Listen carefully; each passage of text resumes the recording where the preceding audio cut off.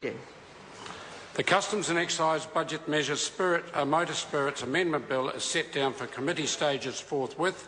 I declare the House in committee for consideration of the Customs and Excise Budget Measures Motor Spirits Amendment Bill.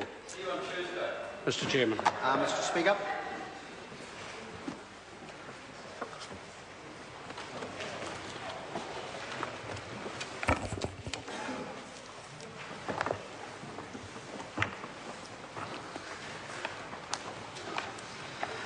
Members, the House and Committee on the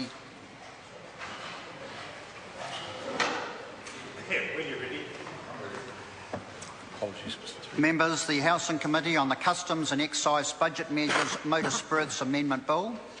The question is that Part 1 stand part. This is debate on clauses 3 to 5. I'm going to call Grant Robertson. Thank you very much, Mr Chair. Pleasure to rise and debate on Part 1 of this bill. I just want to note before we get into the detail of Part 1 of this bill that in the explanatory note of the bill there is the suggestion that the increases in petrol tax being proposed here are to provide additional funding to the National Land Transport Fund. Mr Henare could stand up any time he likes. Mr Henare could stand up any time he likes and give a speech in this House to justify this increase in petrol tax, because we have not heard that. No, I'm not sitting down. I'm not sitting down until Mr Henare tells me that it'll be a substantive call. He'll use his full 5 minutes and he'll justify to this House why National is putting petrol tax up. 3 cents a litre this year, 3 cents a litre next year. When I finish, 3 cents a litre in the third year. And then we're going to hear Mr Henrae's got plenty to say now, but when I sit down, he won't be seeking the call, because those National Party members don't want to stand up in this House and justify to New Zealanders whose budgets are already squeezed about the fact that they will be paying more in petrol tax this year, next year and the year after. And we've already heard today, petrol taxes will be 59 cents a litre, the tax part will be 59 cents a litre after this budgetary increase, up from 42 cents a litre when National came into office. So Mr Henare and all of the rest of the National Party colleagues could get up and justify to this House why they are doing this. But Mr Chair, to return to the point that I was making, the explanatory note says that these increases are to provide additional funding to the National Land Transport Fund. Mr Chair, my concern is that that really is not the reason. Yes, the money will, in the sense of the way National likes to describe these things, go to the roads of national significance under the National Land Transport Fund. But the reason that Part 1 of this bill is here is in fact not that. The reason is in order for National to put over a hoax on the public that there is in fact a surplus. Jonathan Coleman raises his eyebrow, but that's the truth. That is the truth, because if we go through the budget and we look at the situation heading towards 2014-15, when National says it thinks it will be in surplus, it does this by a series of fixes and fiddles, of which this bill in Part 1 is part.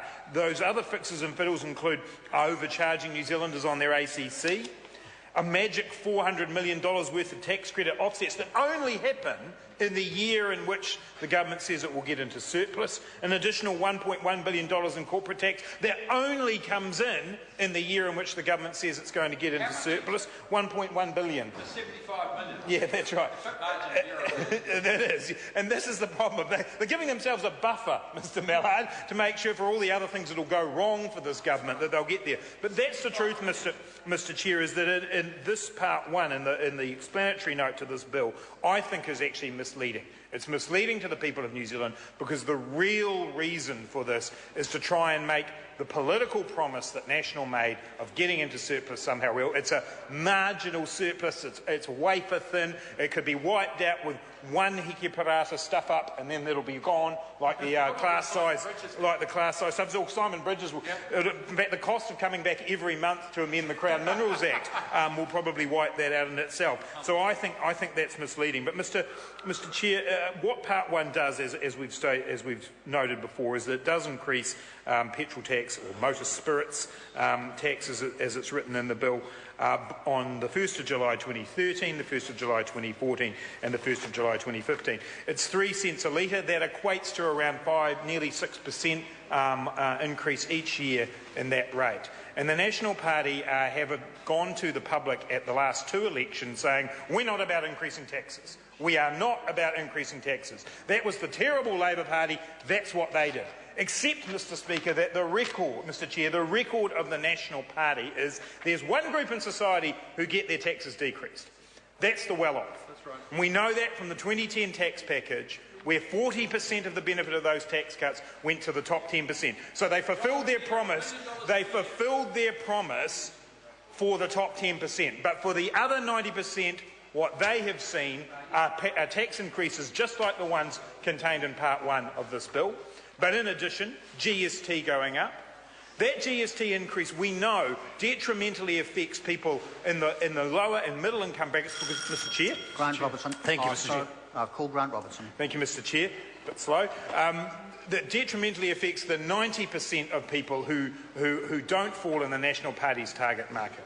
We've also seen massive increases in ACC levies, and we know that this is classic Nick Smith trick. You bump up the levies, you push the levies up more and more and more, and then you create the crisis, and then you get the great credit in a few years' time when the ACC levies come down. 67% increase in those ACC levies in the time of this government. So this is a government that has promised New Zealanders that their taxes wouldn't go up. But in actual fact, what they have done is transferred the burden of debt away from them as a government onto households. It's a transfer of the debt and the problems that that New Zealand has onto households so that they can make their books look good. And it sits alongside, in this budget, of which this bill is a core part, it sits alongside a transfer of wealth as well. Yes. Because what we have seen, if we look at, for instance, just the asset sales program, is a transfer of wealth where half of our energy companies, which were 100% owned by New Zealanders,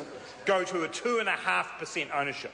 A massive transfer of wealth away from New Zealanders who are also at the same time having a burden of debt transferred onto them. So, Mr Chair, Part 1 of this bill sits in the middle of the National Party's budgetary strategy. That is why the Labour Party is opposing this.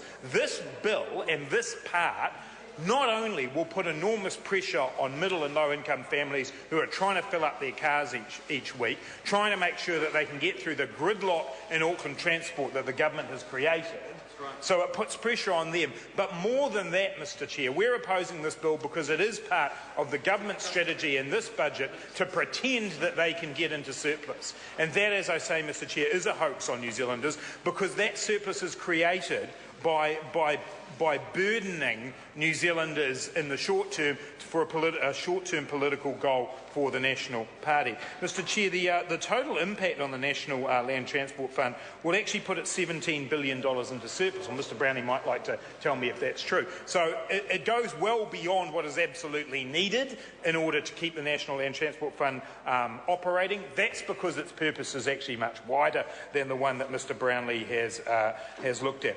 I think my colleague in the Phil Twyford in the second reading made an extremely good point about where this money is allegedly going. As I say, I believe the purpose is actually a political one, but the stated purpose is for the National Land Transport Fund, and the National Land Transport Fund is focused on the roads of national significance.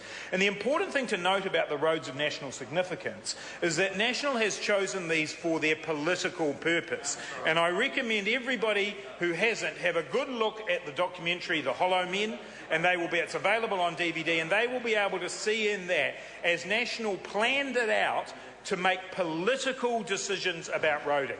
Political decisions about roading, which have now turned into this program of roads of national significance. So it's not just a political matter of getting into surplus, it's a political matter of where the funding for roading goes. And Phil Twyford made the point, if these decisions were being made on what is in the best interests of all New Zealanders, why would you be funding a road with 9,000 cars on a day on it and not funding a road with 36,000 cars a day on it? Why would you not be funding an inner city rail link that will actually actually reduce congestion, that actually has a much higher level of benefit to New Zealand, but instead you decide to fund unnecessary highways in other parts of that area. It's because it's purely political. It's because this is a political statement by the National Party, not a statement in terms of building a sustainable transport policy that's got investment across different modes. And I reiterate what Phil Twyford has said. The Labour Party is not opposed to investment in roading projects where that makes sense. It's important that we have a good roading network right across New Zealand, not just in the electorates that the National Party picks off, but it is equally important that we invest in other types of transport as well. The taxation that has been generated in this bill will go into the National Land Transport Fund to fund politically motivated projects by the National Party, not projects that are in the best interest of developing a sustainable transport network across New Zealand. That is a significant reason to oppose the bill. Whatever some parties in the House might feel about the fact that petrol tax should rise in principle, they need to look at this bill in the context of a national budget that is not about sustainable transport solutions. If you're increasing petrol tax in order to create a more sustainable transport network, all well and good. That's not what this government is doing. This government is putting a hoax on New Zealanders. Honourable Jerry Brownlee. Well, Mr. Speaker, I'm taking a call because I think the